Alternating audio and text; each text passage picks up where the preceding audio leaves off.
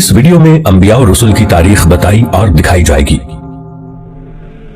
ये मंजरनामा जमीन पर पहले इंसान और नबी हजरत आदम अलैहिस्सलाम से लेकर हुजूर नबी अकरम व अफजल व आखिरुज़्ज़मा सल्लल्लाहु तआला अलैहि वसल्लम की विलादत पाक तक का मुख्तसर ज़मानी सफर है। हजरत आदम अलैहिस्सलाम पहले इंसान और नबी और सब इंसानों के बाप हैं और उनकी ज़ौजा मोहतरमा हजरत हव्वा रज़ियल्लाहु अन्हा है, जो कि तमाम इंसानों की माँ और रूए जमीन पर पहली खातून है। हजरत आदम अलैहिस्सलाम और हजरत हव्वा रज़ियल्लाहु अन्हा की जमीन पर आमद से मुताल्लिक कोई मुत्तफ़क़ा राय मौजूद नहीं, लेकिन बाज़ तारीखदानों के मुताबिक ये वाक़या 90 सदियों पहले का है। इसी तरह आप दोनों के मकामे नुज़ूल का भी इल्म नहीं है। हाबील और काबिल हजरत आदम अलैहिस्सलाम के बेटे थे। काबिल ने किसी तनाज़े पर अपने भाई हाबील को कत्ल कर दिया। इस वाक़े को कुरान पाक में भी बयान किया गया है। ये तारीख़ इंसानी का पहला कत्ल है और उलमाए किराम के मुताबिक क़यामत तक होने वाले हर कत्ल के गुनाह का एक हिस्सा काबिल को मिलता रहेगा, जैसा कि हर बुराई का एक हिस्सा उस शख्स को मिलता है जिसने उस बुराई का आगाज किया हो। हजरत इदरीस अलैहिस्सलाम की आमद। मुअर्रिखीन के मुताबिक हजरत आदम अलैहिस्सलाम और हजरत इदरीस अलैहिस्सलाम के दरमियान 380 साल का फस्ल है। हजरत इदरीस अलैहिस्सलाम कलम का इस्तेमाल करने वाले पहले इंसान थे। शायद इसीलिए उनका नाम इदरीस है, जिसके मानी है दर्स देने वाला। हजरत नूह अलैहिस्सलाम पहले रसूल हैं। बाज़ मुअर्रिखीन के मुताबिक आप अलैहिस्सलाम का जमाना हजरत आदम अलैहिस्सलाम से 1600 साल बाद का है। कुरान करीम के मुताबिक अल्लाह ताला ने आपको 950 बरस की उम्र अता की। अल्लाह ताला ने आपको इंसानों की इस्लाह के लिए मबूस फरमाया, लेकिन एक तवील अरसा दावत और तबलीग के बावजूद लोगों ने आप अलैहिस्सलाम की तकजीब की, जिसके नतीजे में अल्लाह ताला ने इस कौम पर पानी का अजाब भेजा। गालिबन ये पहला अजाब है जो जमीन पर अल्लाह पाक की तरफ से भेजा गया, जिससे उस वक्त तक के सारे इंसान मारे गए, सिवाय उनके जो आप अलैहिस्सलाम पर ईमान ला चुके थे और आप अलैहिस्सलाम के साथ उस कश्ती में सवार थे जो आपने अल्लाह ताला के हुक्म और मदद से तैयार की थी। लेकिन ये चंद ही लोग थे। इस वाक़े के बाद नस्ल इंसानी हजरत नूह अलैहिस्सलाम के 3 बेटों से आगे चली, इसलिए आप अलैहिस्सलाम को आदम सानी भी कहा जाता है। आप अलैहिस्सलाम के बेटों के नाम साम, हाम और याफिस थे। हजरत नूह अलैहिस्सलाम के बेटों की नस्ल से जो कौमें वजूद में आई, वो भी बिलाखिर गुनाहों और बुरी बातों में मुलव्विस हो गई। इनमें से एक कौम की तरफ अल्लाह ताला ने हजरत हूद अलैहिस्सलाम को भेजा, जिसका जिक्र कुरान पाक में मौजूद है। लेकिन फिर वही हुआ, इस कौम ने सरकशी की और आप अलैहिस्सलाम की मुखालफत की, जिसकी वजह से उनको भी अल्लाह ताला की तरफ से अजाब ने आ लिया। हजरत हूद अलैहिस्सलाम के साथ जो लोग बचे, उनसे कौम समूद वजूद में आई, लेकिन रफ्ता रफ्ता वो भी गुमराह हो गए।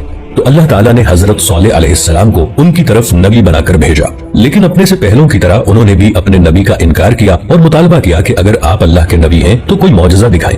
आप अलैहिस्सलाम ने अल्लाह से दुआ की, जिससे उनकी आंखों के सामने पहाड़ की चट्टान से एक ऊंटनी बरामद हुई, लेकिन उन्होंने इस मौजज़े को देखकर ईमान लाने की बजाय इस वाक़े को जादू कहकर रद्द कर दिया और अपनी गलती पर बज़िद रहे, तो उनको भी अजाब ने आ लिया और नीस्तो नाबूद कर दिए गए।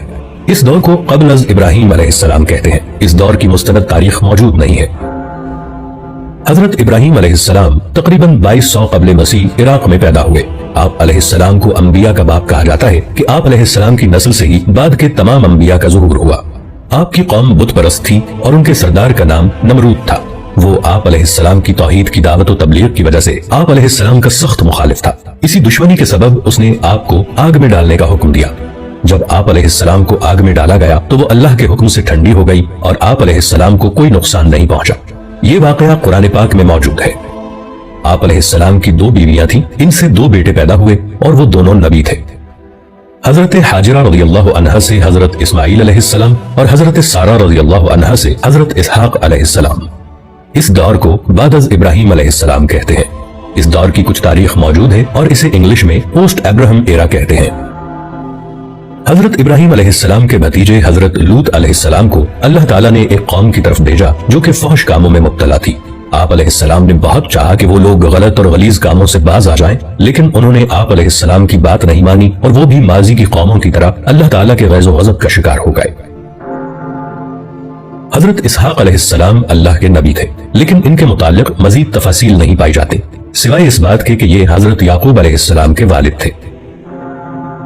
हजरत इस्माईल अलैहिस्सलाम हजरत इब्राहीम अलैहिस्सलाम के बेटे और हजरत इसहाक अलैहिस्सलाम के भाई थे। हजरत इब्राहीम अलैहिस्सलाम ने अल्लाह के हुक्म से हजरत इस्माईल अलैहिस्सलाम को मक्का की सरजमीन में लाकर आबाद किया। मक्का, जहां सबसे पहले हजरत आदम अलैहिस्सलाम ने अल्लाह का घर यानी काबा बनाया था। اب ہزاروں سال بعد اللہ تعالیٰ نے حضرت اسماعیل علیہ السلام کے ذریعے اس گھر کو دوبارہ آباد کروایا۔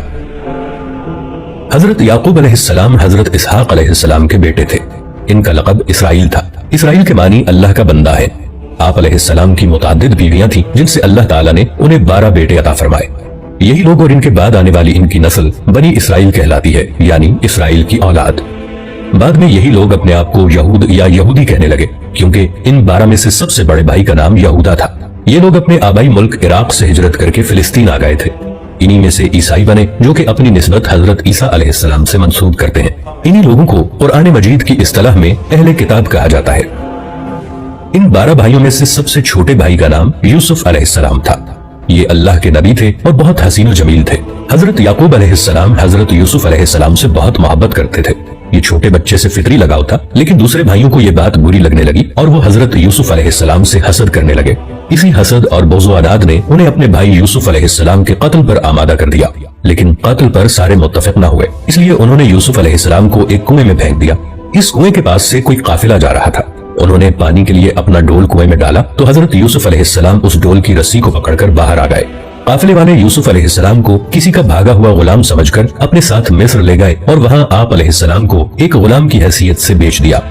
آپ کا خریدار حکومت مصر کا ایک اعلیٰ عہدیدار تھا۔ اس نے جلد ہی آپ علیہ السلام کی ذہانت و فطانت کو جانچ لیا اور اپنے محل میں اپنے خادم خاص کی حیثیت سے رکھ لیا۔ آپ علیہ السلام اسی محل میں جوان ہوئے اور اللہ نے آپ کو نبوت عطا فرمائی۔ اس عہدیدار کو عزیز مصر کہا جاتا ہے۔ اس کی بیوی زلیخا نے آپ علیہ السلام پر عصمت دری کا جھوٹا الزام لگا کر آپ علیہ السلام کو جیل بھجوا دیا۔ آپ علیہ السلام نے 7 سال جیل میں گزارے، لیکن جیل میں بھی دوسرے قیدیوں کی تعلیم و تربیت کرتے رہے۔ پھر مصر کے بادشاہ کو ایک خواب آیا تو اس کے مشیر نے کہا کہ وہ ایک شخص کو جانتا ہے جو کہ اس خواب کی صحیح تعبیر بتا سکتا ہے۔ آپ علیہ السلام کو جیل سے محل میں لایا گیا۔ آپ علیہ السلام نے بادشاہ کے خواب کی عقلی اور منطقی تعبیر بتا دی، جس سے وہ بہت متاثر ہوا۔ اس بادشاہ نے آپ علیہ السلام کو اپنا مشیر خاص مقرر کر لیا اور بادشاہ نے آپ علیہ السلام کی تمام داستان سنی اور آپ علیہ السلام کو کہا کہ آپ اپنے سارے خاندان کو فلسطین سے مصر لے آئیں اور یہاں سب امن و سکون سے رہیں۔ آپ علیہ السلام نے اپنے سارے کنبے بشمول والد صاحب حضرت یعقوب علیہ السلام کو اپنے پاس مصر بلوا لیا۔ آپ علیہ السلام کے بھائی اپنے کیے پر بہت نادم ہوئے اور توبہ کی۔ اس طرح بنی اسرائیل فلسطین سے مصر پہنچ گئے۔ قرآن کریم کی سورہ یوسف میں اس واقعے کا تفصیلی ذکر موجود ہے۔ تاریخی اندازوں کے مطابق بنی اسرائیل مصر میں 2 صدیوں تک رہے۔ اس عرصے میں ان 12 بھائیوں کی نسل لاکھوں کی تعداد کو پہنچ گئی، لیکن پھر مصر میں بادشاہت تبدیل ہو گئی۔ نئی حکومت نے ان سے مراد چھین لی اور انہیں اپنا غلام بنا لیا۔ یہ بنی اسرائیل کی قید یعنی کیپٹیوٹی کا دور تھا۔